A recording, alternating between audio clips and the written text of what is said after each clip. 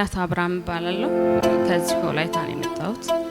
የሆነልኝ ነገር ምንድነው ጉባኤ ሊገባ በር ላይ ቆሞ ያለ እጅግ በጣም ተታመመ እህት ነበረች። ደም መርጋት ተብላ መድኃኒት ወስድ ነበርና ያ መድኃኒት በወር 10,000 ብር ነበረ የሚያወጣው እና እሱን እየወሰደች በጣም ታማ ስለነበር ስትወልድ ነበር እንደዛ ያጋጠማት። ከዛን እሷ አታምንም በጌታ አይደለችም እና በጌታ ናት አለኝ። አይደለችም ስለሷ እኔ አምናለሁ አንተ ብቻ ቃል አውጣልኝ አልኩት።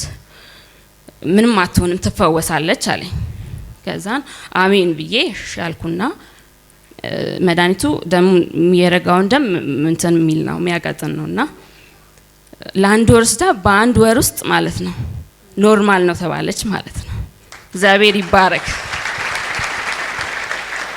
እግዚአብሔር ትልቅ ነው። በህይወታችን ከተወለድን እስከምንሞት ድረስ በእኛ ላይ ይሰራል።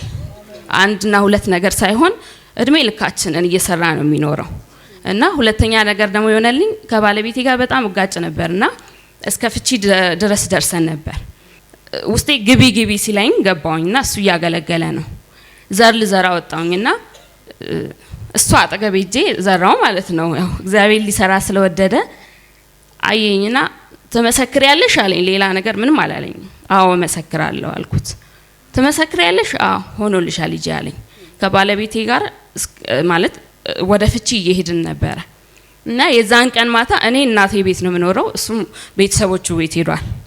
የዛ ቀን ማታ 5 ሰዓት ላይ እንደዛ ባለኝ ቀን ማለት ነው 5 ሰዓት ላይ መጥቶ በራንኳኳ ማለት ነው እና ከፈትኩለት። እኔም ከዛን ስናወራ ማለት ወስኜ ነበር እኔ እሱም አልፈልግም እኔም አልፈልግም ተባብለን ማለት ነው።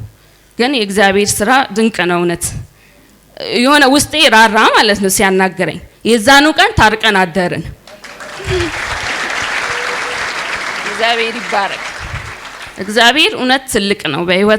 በህይወታችን በጣም ብዙ ነገር ነው የሚያደርግልን እና ሶስተኛው ደግሞ የሆነልኝ ነገር የሆነ ጉዳይ የሆነ ቢሮ ላይ ነበረኝና ለ15 ቀን ዝም ብዬ ተመላለስኩ ነበር። ከዚህ ላይ ነው የምመላለሰው ልጄን ይዤ ማለት ነው እና ምንም ሊያስተናግዱን ሊፈርሙልኝ ፈቃደኛ አልነበሩ።